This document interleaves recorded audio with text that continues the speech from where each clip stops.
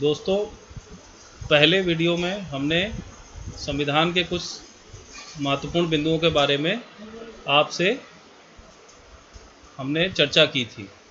अब हम संविधान के दूसरे चैप्टर में आज आपसे कुछ महत्वपूर्ण बिंदुओं पर चर्चा करेंगे।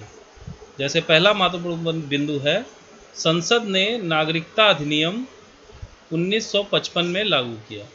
संसद ने नागरिकता अधिनियम कब लागू किया? 1955 में। अब हम बात करते हैं नागरिकता से संबंधित अनुच्छेद कौन से हैं। आपको पता है नागरिकता से संबंधित अनुच्छेद हैं अनुच्छेद 5 से अनुच्छेद 11 तक। जैसे पहला क्या है? पहला अनुच्छेद जो है वो ये कहता है कि हम नागरिकता के बारे में कैसे जानते हैं, भारत की नागरिकता के बारे में। उसके बाद दूसरा अनुच्छेद 6, जो पाकिस्तान से भारत आए हैं उनकी नागरिकता के संबंध में क्या कानून है। इस तरीके के नागरिकता संबंधी कानून अनुच्छेद 6 से लेकर 11 तक है।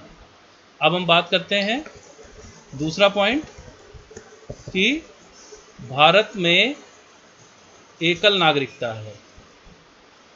पूरे भारत में आप कहीं भी जाएंगे आप भारतीय ही कहे जाएंगे। अलग अलग प्रदेश जरूर है लेकिन हमारी नागरिकता एक ही है, हम भारत के नागरिक हैं। जैसे अमेरिका हुआ, कनाडा हुआ, उसमें क्या है, प्रदेश की नागरिकता अलग है और देश की नागरिकता अलग है, वहाँ दोहरी नागरिकता है। लेकिन हमारे यहाँ एकल नागरिकता है। हम कहीं भी चले जाएं, हम उत्तर प्रदेश चले जाएं, हम बिहार चले जाएं, लेकिन हम कहलाएंगे क्या? भारतीय। तीसरा पॉइंट वही है, अमेरिका हुआ, स्विट्ज़रलैंड हुआ, इनमें क्या है? दोहरी नागरिकता है। इनमें प्रदेश की भी नागरिकता है, उसके बाद देश की भी नागरिकता है। यहाँ दोहरी नागरिकता है। अब हम बात करते हैं संविधान की 8वीं सूची में 22 भाषाओं को शामिल किया गया। 8वीं अनुसूची किसके बारे में हमें बताती है? भाषाओं के बारे में, संविधान की भाषाओं के बारे में, जिसमें हमें कितनी भाषाओं को शामिल किया गया है? 22 भाषाओं को। अब नेक्स्ट पॉइंट है हमारा मौलिक अधिकारों के बारे में। संविधान के भाग 3 में अनुच्छेद 12 से लेकर 35 तक मूल अधिकारों का विवरण है। अनुच्छेद 12 से लेकर 35 तक मूल अधिकार बताए गए हैं। जैसे कुछ अनुच्छेद जैसे अनुच्छेद 14 क्या है? विधि का संरक्षण। अनुच्छेद 17 अस्पृश्यता का अंत, छुआछूत, इससे संबंधित है। अनुच्छेद 23 बंधुआ मजदूरी। अनुच्छेद 24 वो हमारा किससे संबंधित है? 14 वर्ष से कम उम्र के बालकों को कारखाने में नियोजित करने से संबंधित निषेध। इस तरीके से हमारे मौलिक अधिकार अनुच्छेद 12 से लेकर अनुच्छेद 35 तक दिए गए हैं। अगला पॉइंट है, संविधान के भाग 3 को भारत का मैग्ना कार्टा की संज्ञा दी जाती है। हमारे यहाँ मौलिक अधिकार कहाँ से आए? मौलिक अधिकारों की चर्चा जब विश्व में चालू हुई तो सबसे पहले मौलिक अधिकार मैग्ना कार्टा के घोषणा पत्र से आए।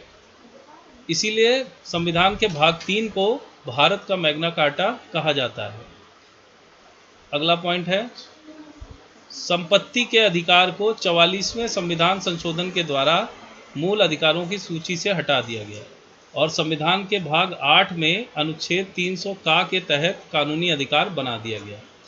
पहले संपत्ति का अधिकार जो स्वतंत्रता के बाद था, कोई भी आदमी कितनी भी संपत्ति रख सकता है, कि उसके बारे में कोई संबंधित भारत सरकार ने मौलिक अधिकारों को इसमें शामिल कर रखा था। मौलिक अधिकारों में तो राजा जो थे, जमींदार थे, उनके पास बहुत संपत्ति होती थी और गरीब बहुत गरीब होता था। तो उसके बाद एक नियम बनाया गया 1978 में, संपत्ति को मौलिक अधिकार से हटा दिया गया। पहले संपत्ति का अधिकार भी मौलिक अधिकार में था, लेकिन फिर 44वें संविधान संशोधन अधिनियम से 1978 के द्वारा उसको मूल अधिकारों की सूची से हटा दिया गया। अब हम कुछ वही जो मौलिक अधिकारों की आपसे चर्चा कर रहे थे, उसी में देखिए एक अनुच्छेद है 16, लोक नियोजन के विषय में अवसर की समता। प्रदेश जैसा चाहे उस तरीके से अपनी नियमावली बना के किनको जॉब देना है, किस हिसाब से देना है, उसके हिसाब से क्या अर्हता है, उन सब के बारे में अपने नियम बना सकता है। उन पे जाति लिंग के आधार पे विभेद ना किया जाए, और अगर किसी जात में या उसमें कहीं पे ज़्यादा अवसर देने की आवश्यकता है तो उसके हिसाब से भी कानून बना सकता है। अगला है अनुच्छेद 17 अस्पृश्यता का अंत। छुआछूत की जो वो भावना होती है उसके अंत के लिए अनुच्छेद 17 दिया गया है। अनुच्छेद 21 प्राण एवं दैहिक स्वतंत्रता का संरक्षण।